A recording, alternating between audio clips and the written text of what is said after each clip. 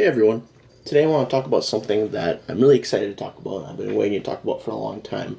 This past weekend, August 9th, the Debian 13 Linux operating system was released. For me, this is something really exciting because I'm a huge fan of Debian. It's probably, I'd have to say, at this point, it's my favorite Linux distro out of all the ones I've tried. I don't know why I just like it. I always find myself coming back to it, and the more you learn about Linux, the more you learn that there's more operating Linux, different flavors and operating systems, right, that are based on Debian. But this past weekend, right, Debian 13 was released after it being under development for roughly, just over 2 years, right? Debian 13, it was in testing for a while, so you could basically, use it. Like I was using it a little bit, but it's nice to have that, official release, right? That was very cool. But with that being said, Debian 13 is released. It's going to be supported for the next 5 years, so you can slowly start to upgrade things, or if you want to stay on Debian 12, Bookworm, you can. That's up to you, whatever, right? But within this release, there's a lot of major support for the big, big time, not big time, but more well known desktop environments like GNOME 48, KDE Plasma, LXDE, LXQT, and XFCE, right? Those are all supported by default, but I know a lot of people get sick, of hearing about the desktop environments. They want to hear about some OS facts, right? I mean, that's what I'm more interested in too. But within this release, right, within the Debian 13 Trixie, right, over 14,100 new packages have been added, and that brings the total count of packages to 69,830 packages for Debian 13. As well, a lot of packages were added, but taking a look at the release notes, more than 8,840 obsolete packages were removed to kind of clean things up a little bit. And I think that really helps contribute to the stability of Debian, because that's what it's known for, being very, very stable, right? You can just basically just turn it on, kind of not throw it away, but, leave it to the side, and you don't have to worry about it, going bad or anything like that. Next big thing was there's a lot of updates in this release. For Debian 13, there's over 44,326 packages that were updated. And then, which is a really cool statistic, is, basically all the lines of code of Debian 13, there's over 1,463,291,186 lines of code. That's crazy, but hey, it's a modern operating system.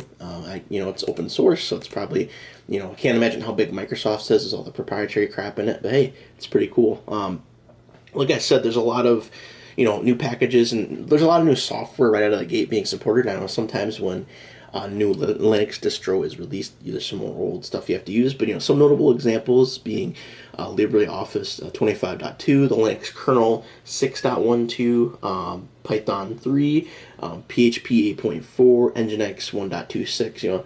Lots of new, updated software being included, and being able to be included in this release. Another big thing is, as far as the architecture point of view, there's Debian is now officially supporting I think it's RISC-V or RISC-V architecture, which is great. It's something new that I think might be used more going forward. I don't know much about it, so I'm sorry if I'm kind of butchering that. And then the one thing is they're removing the i386 architecture, which is no longer supported, and recommending that everyone upgrades to AMD 64 or obviously retires their hardware.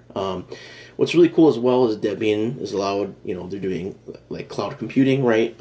All the big players, Amazon, Azure, GCP, I think, a couple other cloud providers, they'll have Debian 13 instances, which is great. And obviously as well, there's support for live images, and or you can just have the disk ISO, and up to 78 languages, which is pretty impressive. It takes a lot of time to translate that.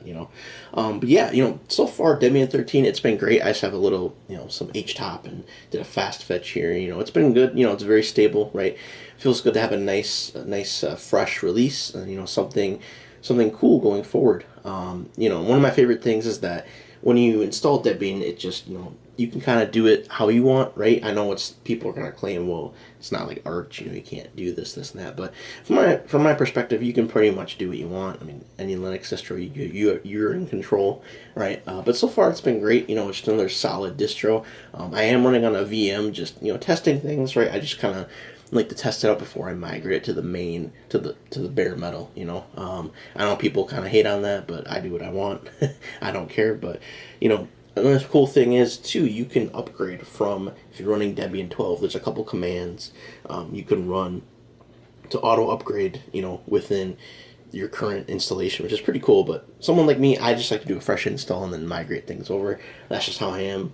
Just I think it feels a little bit more cleaner. But you know, very excited, none to say the least. I think the next Debian distro we get to look forward to is Forky, which is probably now in testing. I know I saw some people installing that, getting excited already, but you know, that'll be a little bit of ways away. But you know, let me know your guys' first thoughts. You know, I'm very excited for this new release here. You know, lots of new things up in the horizon. But yeah, let me know what you guys think, and I'll see you guys later.